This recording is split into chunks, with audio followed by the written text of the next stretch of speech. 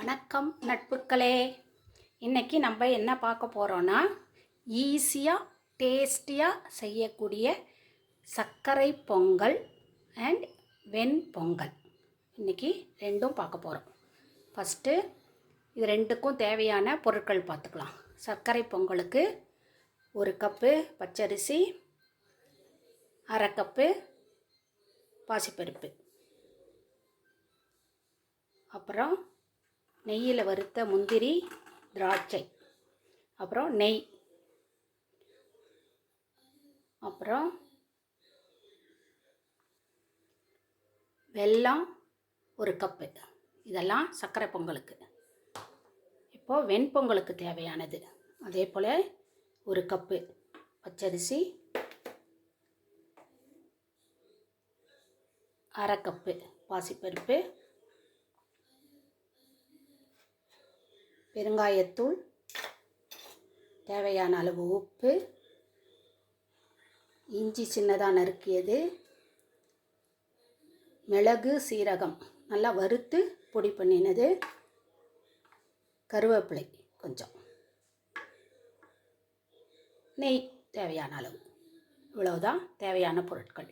இப்போது அரிசி, வெண்பொங்கலுக்கு சர்க்கரை பொங்கலுக்கும் சேர்த்தே அரிசி பருப்பு ரெண்டுத்தையும் நல்லா களைஞ்சி குக்கரில் ஒரு 4-5 விசில் வச்சுக்கலாம். இப்போது குக்கரில் அரிசி பருப்பு ரெண்டும் நல்லா கழுவி குக்கரில் போட்டாச்சு. குக்கரை மூடி ஆவி வந்ததும் வெயிட் போட்டு ஒரு 4-5 விசில் வச்சு நிறுத்திட்டு பார்க்கலாம்.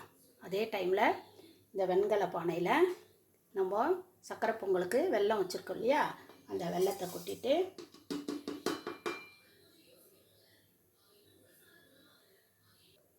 கொஞ்சமாக தண்ணி ஊற்றிடலாம்.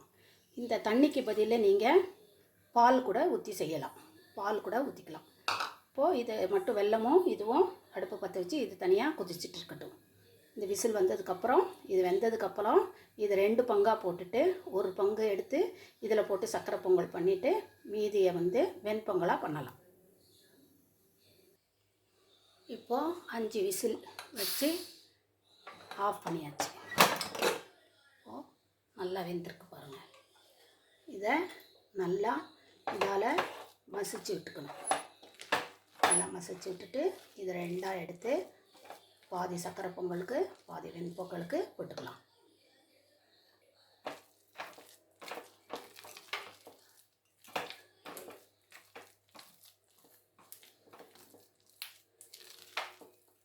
நல்லா மசிச்சு விட்டுட்டு ஏற்கனவே இதில் நம்ம வெல்லம் கொதிக்க வச்சுட்டு இருந்தோம், அது கொதிச்சுட்டு இருக்கு. அதில் இப்போது இதிலேருந்து கொஞ்சம் எடுத்து அதில் போட்டுக்கலாம்.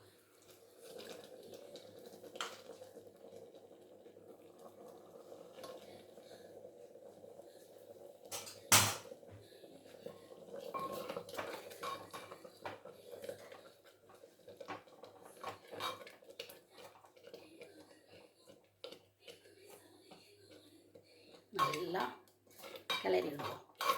நல்லா ஏற்கனவே வெந்தது தான், அதனால் இந்த வெள்ளைப்பாகில் போட்டதும் சும்மா கொஞ்சம் நேரம் இப்படி கிளறி விட்டால் போதும்.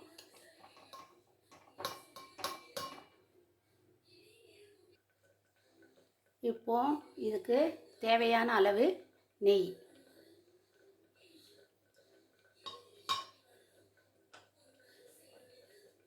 வறுத்த கருப்பு திராட்சை, வறுத்த முந்திரி,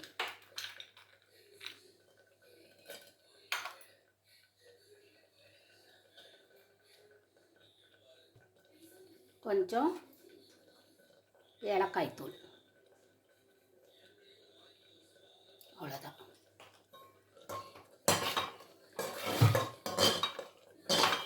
இப்போ நல்லா கிளறி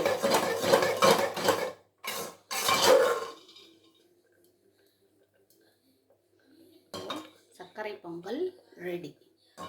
இது கொஞ்சம் அடுப்பை ஆஃப் பண்ணிவிட்டு இப்போ வெண்பொங்கல் தாளிச்சிடலாம். இப்போது வெண்பொங்கலுக்கு தாளிச்சிக்கலாம். கொஞ்சம் நெய் போட்டுட்டு கருவேப்பிலை, இஞ்சி,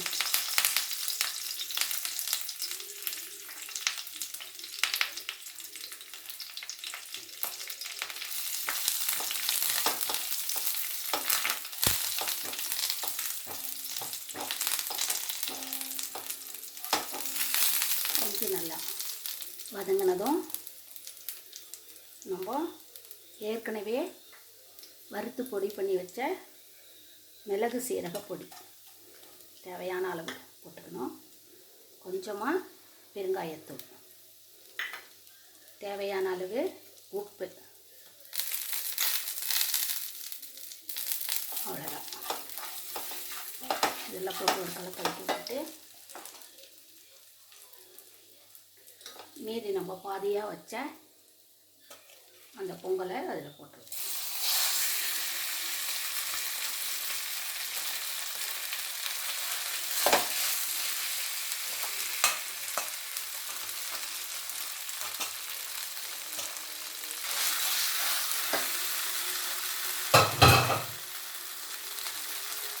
கொஞ்சம் முந்திரி போட்டுக்கலாம்.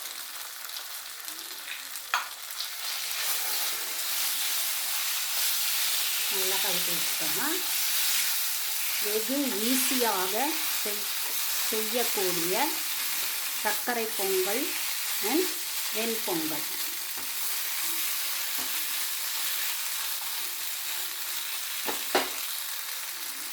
இப்போ அடுப்பை ஆஃப் பண்ணிடலாம்.